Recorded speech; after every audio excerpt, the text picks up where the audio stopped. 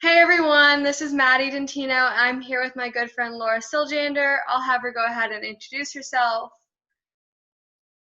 Hey everyone, again, my name's Laura Siljander. Just call me Laura. The last name, it's a lot.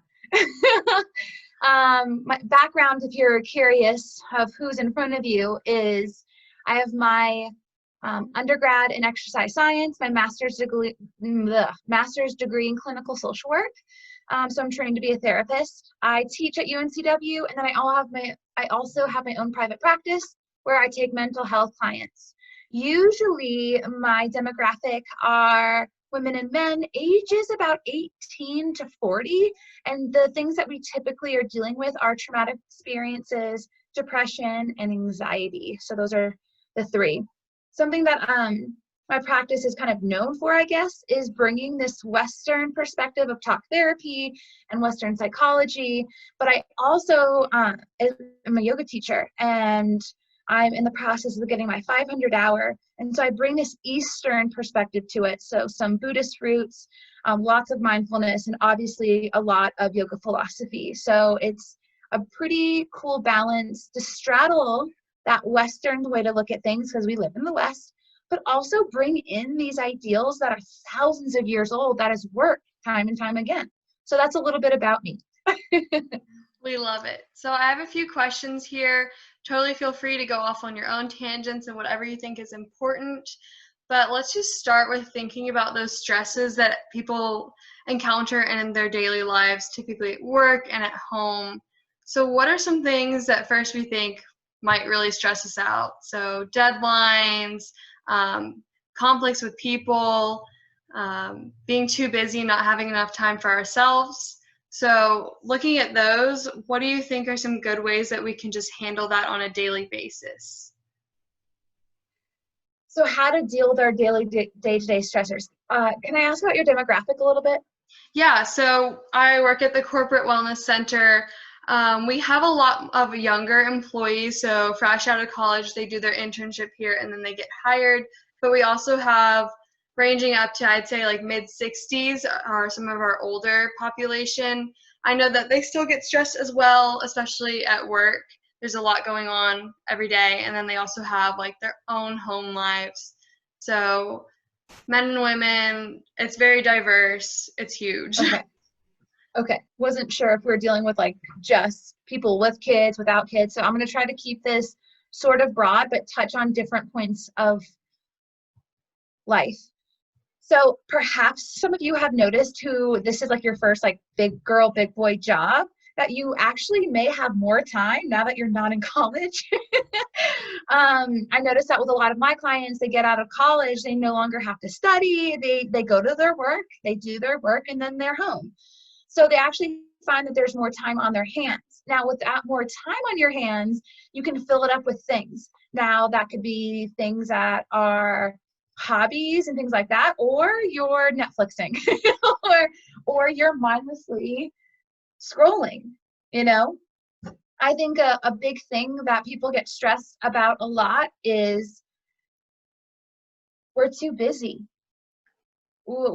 There's this yin and yang, and we live in such a yang, fast-paced, busy lifestyle that when COVID-19 hit, we all of a sudden stopped stuff and we went really yin. Most of us came back a little bit. Now, that was fun for a while, but there was a pandemic going on. People were dying, so we didn't get to reap the benefits of that yin situation, that yin lifestyle, to introduce a little bit less intensity, less yang. So I would say in our Western society, we have so much yang that we don't balance it with yin at all. Or we think yin is this. Yep, me too. Yeah, it's not. Like I'm just decompressing, and you grab your phone. So I don't think that we have great coping mechanisms for our stress. I don't think we were taught, and I think our culture sets us up for failure a little bit, because Netflix is awesome. Instagram is addicting. TikTok, I won't even download it because I'm scared. I'm scared I'm going to get addicted to it. So I would probably look back and say, where am I spending my time when I'm not at work doing the thing? Where can I introduce some self-care? that's not on a screen? Can I take a walk? Can I take a yoga class? Can I actually talk to my spouse? Do we want to cook a meal? I mean, taking more time for yourself that's not screen time necessarily is massive, is so big. So I know I'm speaking kind of vaguely here, but it's not a surprise that our plates are overflowing. Schoolwork, work, our spouse. Now we have to think about our wellness, spirituality. I have to stay fit. You know, I've got kids, they have needs. It's no mystery that our plates are just, they're overwhelming. And so burnout can occur. And I feel like a lot of us, especially before COVID, and we're probably getting back to it now, feel burnt out. We're like, oh my gosh, all you want to do at the end of the day is turn on Netflix and just not do anything. And we're burnt out. And so a lot of clients come to me and they say, I have anxiety. And I'm like, all right. And they may think they are anxious, and I believe that they are, but a lot of it's just their plates are overflowing, they're stressed, and they don't know what to do about it. And so some of the things I ask them is, where's your time going when you're not doing the adult things? Cleaning, chores, work. Where is the rest of your time going? And if we're being honest with ourselves, how many hours of TV are you watching a night? How many hours are you on your phone? If we're honest, it's probably a lot. So saying yes too often is also something that is very counter to our culture. And I don't know how much corporate's going to love this, but we're yes people. We are yes ma'am, yes sir people. We will get it done and we will do it. Where you invest your love, you invest your life. If you love a certain thing, that's where your life energy is going to go. But if your life energy is constantly going through to something, and then our overpiling plate of stuff to do is just starting to add, and now we're suffering, maybe saying no. And I know no is really hard to say, especially females. We are taught to smile and say yes, but to say no. And it's okay to say no, and you're going to feel probably guilt, but then you don't have to spend hours of your life doing this thing that you're like not that passionate about. So that's something, being a guardian of your time is where I'm really trying to hone in here. Another thing that I see in my practice is it's like a kettle sitting on a burner, and there's water in it. And so this is how I'm going to metaphor it for you, or give you some symbolism. Hot kettle on a hot plate. Your boyfriend says something that really makes you mad. You turn up the heat. Then there's so much work to do. You turn up the heat. You didn't sleep very well, so you're cranky. Turn up the heat. The person in traffic is driving 5 miles under the speed limit. Turn up the heat. And then you're about to burst. And you do burst. So what's interesting is, with mindfulness, with contemplative exercises like meditation, like yoga, like Tai Chi, like just taking a walk slowly, it simmers the burn.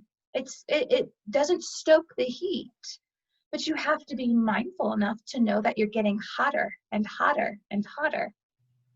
So that's something to also think about. And Maddie, that's what you're talking about all of these weeks, is how can we get more in touch with this, so we can know when our kettle is about to burst or when it's getting too hot and we need to do something about it. I don't think that we take care of, nurture ourselves very much, and then we wonder why we're stressed. Definitely. On a tangent. I love it. I also just wanted to mention she has a podcast called The Modern Yogi. It's on Spotify, anywhere you would find your podcasts. And she does have ones called Boundaries or Bust and Bye Bye Burnout. They're really great if you want to give them a listen. For sure, just saying no is so hard to do. Personally, I've been trying to say no, but sometimes I find it's really hard to pick and choose what we say no to, like deeming what's important, like what maybe we should say yes to and what we should say no. If you have anything to say on that, I know sometimes it's just personal learning and you have to just try and go by situation. But if you have any little tips or tricks on figuring out where to say no and where to say yes, that would be great. Yes. Yes. No. Oh no, I'm losing you again. No.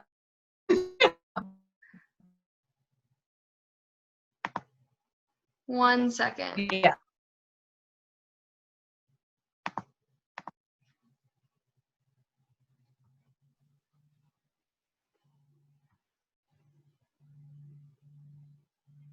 I'm connected. Are you? Okay, now we are.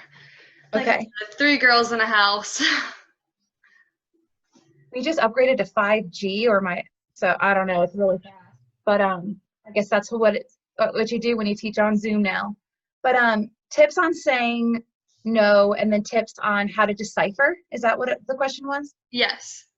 Okay, so whenever I get asked to do something, an opportunity, I typically will say, "Oh, that sounds amazing. Let me take a look at my schedule and get back to you." That's my way to be like, okay, hang on. It's almost like taking a deep breath before you respond to someone. It's sounds great. I feel honored for that opportunity. Let me look at my schedule and I'll get back to you. So that buys you time. Buys you time. And that's when you can start to investigate, how's my plate looking? How hot's my kettle? What does my week have? Like what other deadlines do I have? Can I manage this and not suffer? Is what I'm thinking about. So buying yourself time and running yourself through those questions of, what's my life looking like now? What does my life look before the deadline? But also, this one's big. Who am I doing this for? Who am I doing this for? Am I doing this because I feel guilty and I feel like I should do it? Or is this going to progress me to go further? Is this going to help somebody? Is this going to benefit? Again, being a guardian of your time. Who's this going to benefit? Who am I doing this for? And I think we've all said yes to things that we wish we said no to. And that inner teacher that us yogis will talk about often in our yoga class, when you namaste at the end of a yoga class, when we say namaste and you bow, you're not bowing to your teacher. You're bowing to your inner teacher, your intuition, that little voice that says, go left rather than right. That little teacher that tells you these different things. And sometimes we'll listen to the voice and sometimes we don't, and we're like, I knew it. That inner teacher will guide you and say, yes, this excites you. This is going to make you excited. This is worth your life energy, But we've all said yes to something we wish we said no to, and we don't feel good about it. We don't feel passionate about it, and we don't really know who we're doing it for. So again, being a guardian of our time. So that's a way that I would decipher, is to first pause and then to look at the schedule. I am a nerd and I use a paper planner. What does my time look like? Because that's the guardian of my time. And then who's this for? Inner teacher, what do you think? It takes a minute if you really think about it. It only takes a few minutes. Ways to say no. Now that's a tough one. Again, us women we're yes people. That's how I was raised, and I have talked to a lot of other people who are around my age, and they were taught the same thing. You smile and you say yes. So saying no is really hard. Saying no is actually harder in the moment than saying yes and then being stuck. So how to say no? Do it kindly. I wouldn't even bring a lot of your drama into it. It would say, I'm grateful for this opportunity, but it just doesn't quite fit in with my trajectory right now. Doesn't quite fit in with my mission right now. Oh, it doesn't quite fit into my schedule, and I'm trying to be a guardian of my time so I can really focus on what I'm doing, X, Y, and Z. Not saying like, no, I have this and my job and my mom and my sister and my boyfriend. Like, no, none of that. If it's for a boss, it's no, thank you. I'm grateful for this opportunity, but Or maybe no right now, but maybe come back to me in a month. See how your time's in. So those are just, but please, you will feel a little guilty. And that is something that we're going to have to learn, especially as women, to deal with. Like, you feel guilty in that moment because saying yes will make the other person feel good. And right now, we're not delivering the information that they want. So that guilty feeling, it will pass, but that's something to acknowledge. Definitely. Okay, I feel like we've handled like those everyday things. So if you're comfortable with it, maybe we could dive a little bit deeper into working on like the hardships within ourselves, like our self versus self conflicts, which I know you love. So I thought that this would be a really good time for you to take the wheel with whatever you want. I just wanted to kind of focus on how we do those, why it's so important, and maybe if you want, like what it can look like. Like, what is the healing process like? You're going to go through that roller coaster, and just kind of describing that. So what do you mean exactly when you say what it looks like? Like, what do you mean, like healing? I feel like there's so many questions in here. I think I need one at a time. Give me one at a time. Okay. So I'm like, my brain's. We'll start with just like how we go through those internal conflicts and dealing with that internal stress of like self versus self, like being our own like worst critic and placing those labels upon ourselves. I feel like that can really stress us out sometimes. Got it. So have you gone over the capital S self versus lowercase self with them yet?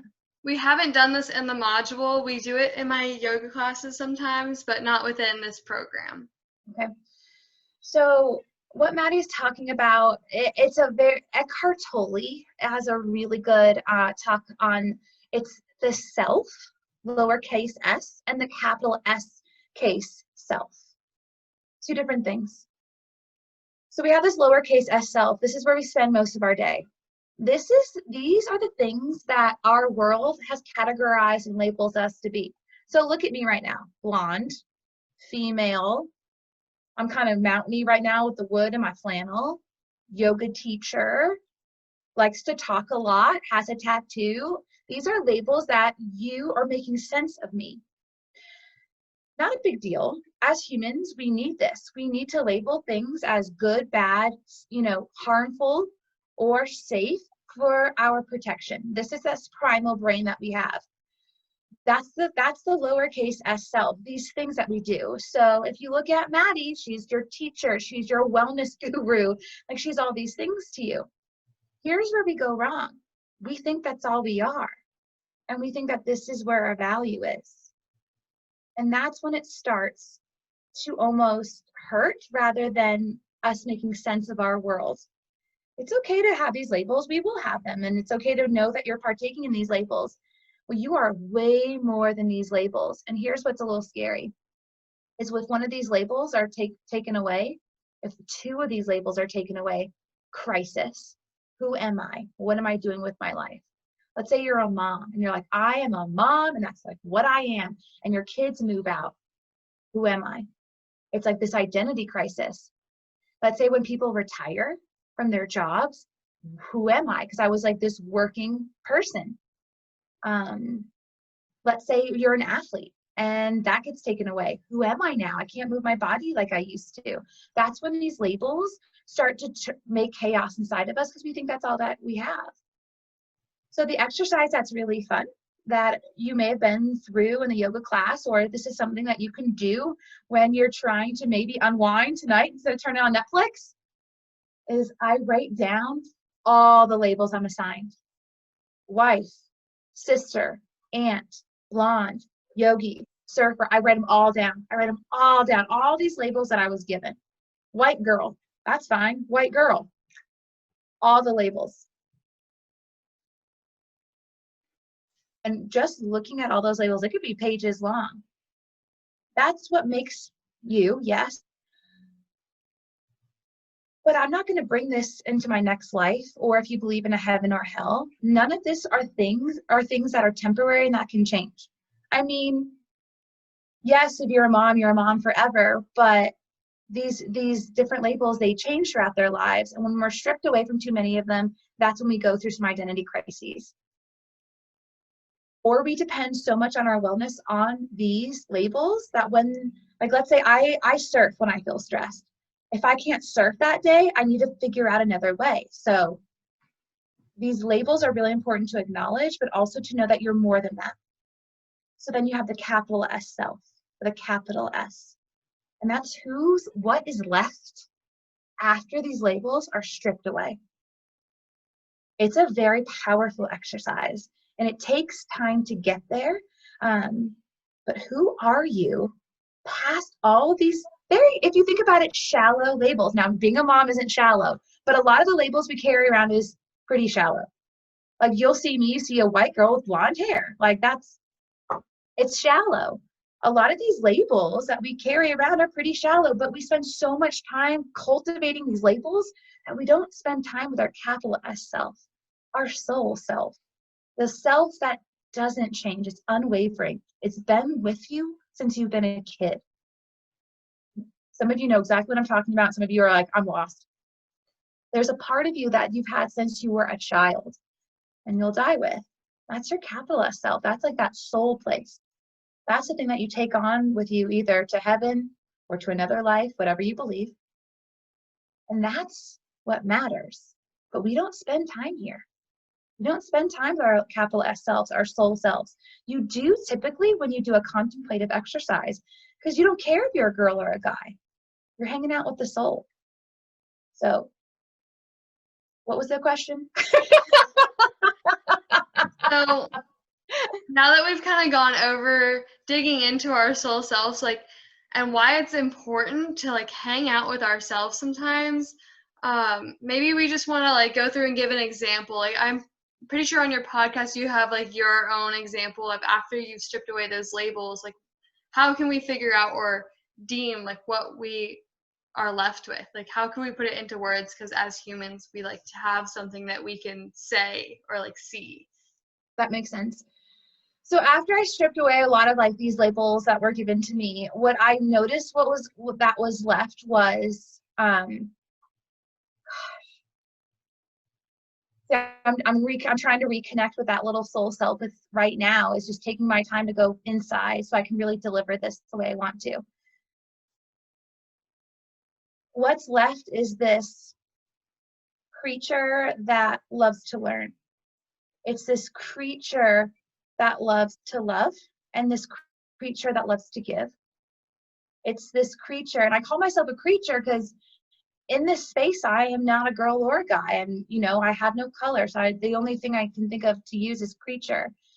But this creature just loves to grow, and this creature wants to connect with the divine as often as possible. The divine is like the God of your own understanding. I'm not going to tell you who God is. No one's qualified to tell you who God is. But it's this sense of mystery. So my soul self is always it's evolution. It's I want to evolve. She wants to grow. Or I'm sorry, my creature wants to grow. And that sounds pretty like, whatever, of course. But once you do this for yourself, and then you can focus on what actually matters, this growth, you may find you spend a little less time on this and just a little bit more time with your soul self. And I spend a lot of time with my soul self typically when I'm in nature somewhere or on my yoga mat. The way I connect with that capital S self is in meditation. However, it takes a lot of training to calm the mind enough to hang out with yourself here. So for beginners, that's when I usually say do something with movement, whether that's a walk or a yoga class or something slow like a Tai Chi, something of that nature where you're moving, because it takes a lot of time to just sit and to be. I don't recommend that for beginners. That's just frustrating as heck. I would also recommend when I hang out with my soul self, usually we're outside and we're looking at the ocean or some sort of beautiful vista and things are quiet. I don't know if you all have been in front of a beautiful vista before where things just quiet down and you're just mesmerized by what's in front of you. Your capital S self is showing themselves to you. It's asking you to cut all the noise out and just to be. That's where you can find also. Does that answer your question at all? Is that a little bit woo-woo? No, that works beautifully. Like, I've gone through this little exercise as well. And like for me, at my core, I like to think I'm someone who's first compassionate about others, but also very strong in perseverance and wants to like spread that to others and help others with that as well. And I think it can really relate to those labels we've stripped away. Like at my core, it expands into my job. Like I am a yoga instructor, I'm a personal trainer. I want to help people, and I want to help people love and be compassionate towards themselves. I want to help them persevere through the hard times. So I think it's also looking at the connection between those and seeing like some of those labels stem from that inner soul self. They absolutely do. Absolutely. And you'll be able to see that. Like, why are we, what, exactly, like, why are you a teacher, Maddie? Because you want to share that with others. That's part of your capital S self. Capital S soul self, I'm using that the same thing. And that leaks out into your lowercase s self, which is wonderful. Like, that's it. That's when you find meaning. If that makes sense. That's when the meaning in our day-to-day makes sense. That's where it brings meaning. You're not just teaching someone how to stretch. That it's deeper than that. It's your vocation. It's your soul self saying, this is what you are, and I'll always be here. Yeah. That's it. And then I also know, probably it wasn't just me, but when you're going through this process of learning about yourself at your core, it can be a roller coaster. You get frustrated, especially, yes, you get frustrated because you're like, oh, I just can't focus. I can't slow down in this world. And then you're like, oh, I'm doing really well. Like, I'm meditating, I'm going to yoga class, and then you drop back down. Things happen. And just sort of your take on dealing with that roller coaster. It's never going to go away, but how can we maybe accept it a little bit more? Love it. I'm going to start. Can I tell you a quick parable? Of course. Okay. And this will all tie in. So there's a farmer, and he has a big crop, and that's how he feeds his family. And he crops his farm with an ox, or I'm sorry, he manages the crop on the farm with an ox. That's how he farms his land. And his ox is old, and his ox dies. And he's like, what am I going to do? How am I going to feed my family? And so he goes to the village sage or the shaman or whatever, the spiritual person, and says, the worst thing has happened to me. My ox has died, and I have no way to feed my family. And the sage looks at him and says, and he's like, this is just the worst. And the sage goes, maybe yes, maybe no. He's like, maybe yes, maybe no. This guy is a kook. Like, no, he doesn't know what he's talking about. So he leaves. He's pissed off. He starts telling the other villagers that this guy's a phony. So the next morning he wakes up. He goes for a walk because he can't farm his crop. He goes for a walk, and he sees a wild horse, a young horse. He somehow captures the horse and rides it home. He's able now to farm his crop twice as fast with his new horse rather than his old ox. And he remembers what the sage says and goes, wait a minute, the sage said something about this. Maybe yes, maybe it's not the worst thing that happened to me. I got to go visit the sage. So he goes to visit the sage and goes, the best thing happened to me. I can farm my crop double because of this horse. Thank God my ox died. Sage says, maybe yes, maybe no. And he's like, what are you talking about? He's all annoyed at the sage again. He's like, whatever, like I can farm my crop double. I'm going to be rich, whatever. See ya. While he was at the sage, his son, who helps him with the farm, got onto the horse and got bucked off and broke his leg. And now he can't help his father out on the farm. And now his father's all upset again. He's like, maybe this horse was a disaster. Maybe the sage does actually know. Pretty fickle guy, but we're pretty fickle humans if you think about it. Goes back up to the sage and says, the worst thing happened. My son got bucked off the new horse and broke his leg, and now he can't help me farm. What am I going to do? I'm an old man. I can't pick this stuff up because farm material is heavy. Sage, of course, says, maybe yes, maybe no. And he's just like, I'm over it. The next day, war breaks out, and people are all young men in the village are drafted to go to war, where they all die. The son doesn't go to war because his leg is broken, so his son is spared. Like the sage says, maybe yes, maybe no. Maybe yes, maybe no. The worst thing we feel like could have happened to us, the roller coaster of this self-evolution, and we think, well, we have our highs, like, it's the best thing that happened to me, and then we have our lows. It's the worst thing that happened to me. Like, this sucks, and I am bad at it. And everyone on Instagram looks like they're meditating peacefully, and I just can't even sit still for 2 minutes today. Maybe yes, maybe no. We don't know. We really don't know. If COVID in 2020 hasn't taught us anything, is we don't really know. All we need to know is how to go with the flow and how to almost just ease into the process. But that's also where that gentleness and that compassion comes in. Today is not my day. Today is not my day. Maybe yes, maybe no. So when bad things happen, or when this frustration breaks out, maybe yes, maybe no. Sometimes we're here, sometimes we're here. In yoga, there's something called samtosha, contentment. There's a straight line, and this is our contentment. This is like our baseline. We're good, we're steady, we're good. But life does this. He broke up with me. I met a new guy. He cheated on me. I got a new job. My ox died. I found a new horse. This is our life, and our contentment is somewhere here. So we can actually acknowledge, I'm on a low, I'm on a low.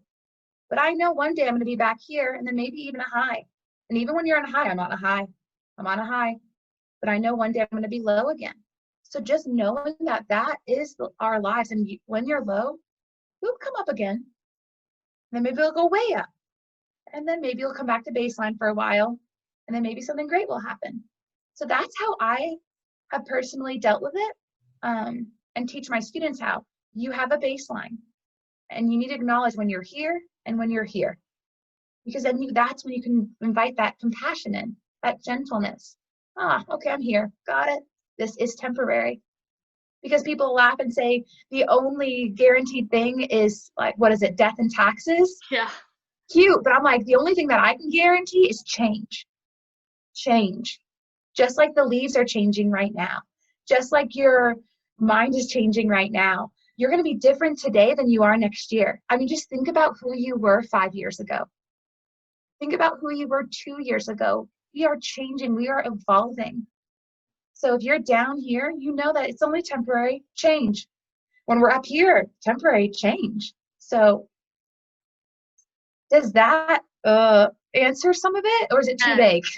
No, I think that's great. Just understanding and accepting the fact that some days we're going to be up high, some days we're going to be down low, and just acknowledging it, I think, is really hard that for us sometimes. And then acknowledging that it's not going to be that way forever, because sometimes we're just very narrow-minded and we're like, well, this sucks, but then acknowledge this sucks. Everything sucks. My world sucks. My house sucks. My Instagram sucks. We go for it. Yeah. So knowing that will change, and knowing where you are on this baseline. And maybe it is the worst thing, but have you ever had something really weird or hurt, something that caused pain happen to you, and then years later you're like, oh, I needed to go through that? Mm-hmm. Yeah. So, yes. But knowing that, gosh, I've been doing these practices for a long time now, and even there are days where I can't sit down and settle my mind. I'm right there with you. Yeah. Funny little story, I guess, is quite a few years ago in high school, my freshman year, I got really hurt in lacrosse and I couldn't practice anymore. And I was like, oh, this sucks. I'm so upset, And then our team would do yoga every week, and it was the only thing I could do. And I was like, I hate yoga. I'm never doing it again after this. Look at me now. I am a yoga instructor. It's funny. I was just being so upset in the moment with everything that was going on that I just was like, oh, this sucks. I'm never doing this again. And then you take another look at it and you're like, wow, if I didn't do yoga in my high school and that wasn't the only thing I could do while I was hurt, probably wouldn't have taken those yoga classes in college. Probably wouldn't be a teacher. So if you would, Matt, if you want to, can you blink your eyes? All right, take your hand and put it over one of your eyes. And then take your finger, just one finger, and put it close to your eye, to the point where you can only you can see your finger mostly, but you see everything else in the periphery. Do you see that? Yes. Those are our problems, is our finger. And they sometimes blind us of the light behind the problem. This is our stress. This is our anxiety. This is when our plates are way too full. We only see the finger, but not the light behind it.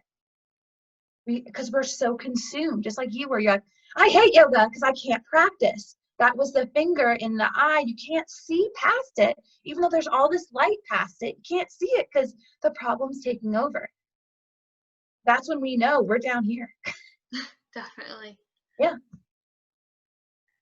I won't take too much else of your time. I know you have a class to teach soon, but is there anything else you want to touch on with stress, that deep emotional, like self-conflict, resiliency, coping, anything that just speaks on you?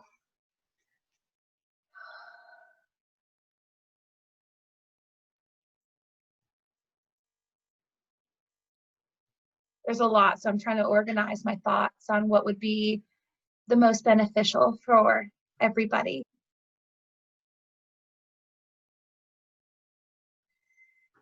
I would probably just deliver a really simple message. If you want anything out of this conversation or any nugget, that is compassion, true compassion. It starts with yourself. True compassion.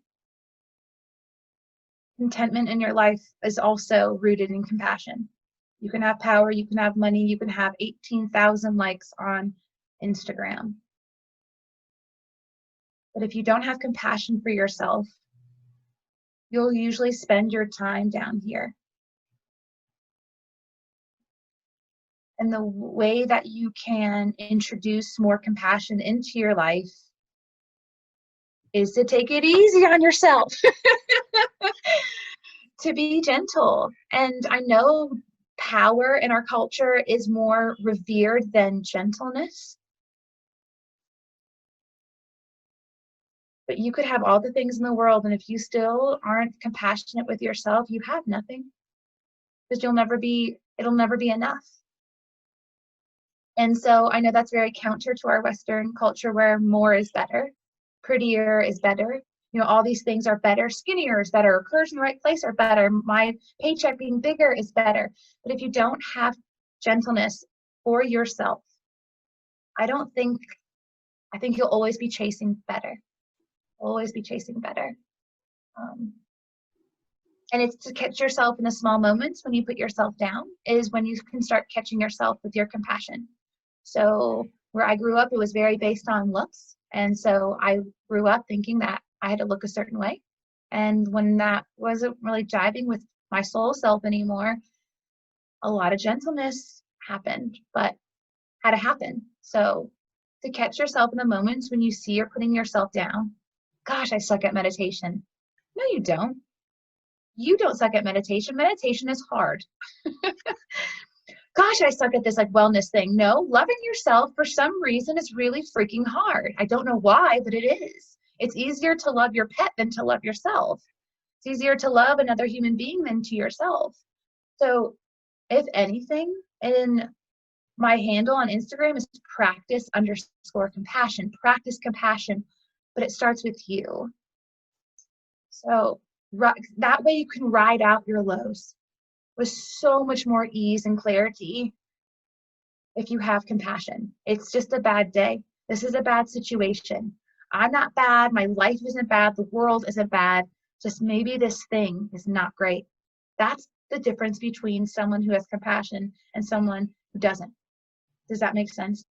Definitely. And we went along with a lot of that in one of our modules where we talked about just being gentle on ourselves, being kind and recognizing when we're being a little bit harsh and when that inner critic is speaking. And then we also talked about hedonic adaptation, where we're always chasing better. So if anything, she's just reassuring that those are important. Yes. Very. Yes. Very. Yeah, very. Because it's we hear a lot, I'll be happy when. I'll be happy when this happens. I'll be happy if. No, you won't. You'll get it and then want something next. Yep. That's the way where our culture goes. So compassion for yourself, and then you shine that out to others, and woo, you will watch your world change. You will watch your world change. Yeah. It's crazy. Well, if you have any other thoughts, this would be a good time. I'll link your podcast in our module. They're the best. Oh, thank you. My only podcast that I listen to, actually. Thank you, Maddie. Of course. Thank you so much for meeting with me. This is like a huge help, and I'm really glad that I got to see you. I missed you so much. I miss you. I miss people. I know. This is really hard. Yeah. Really hard. Yeah. Well, awesome. I'm going to stop recording.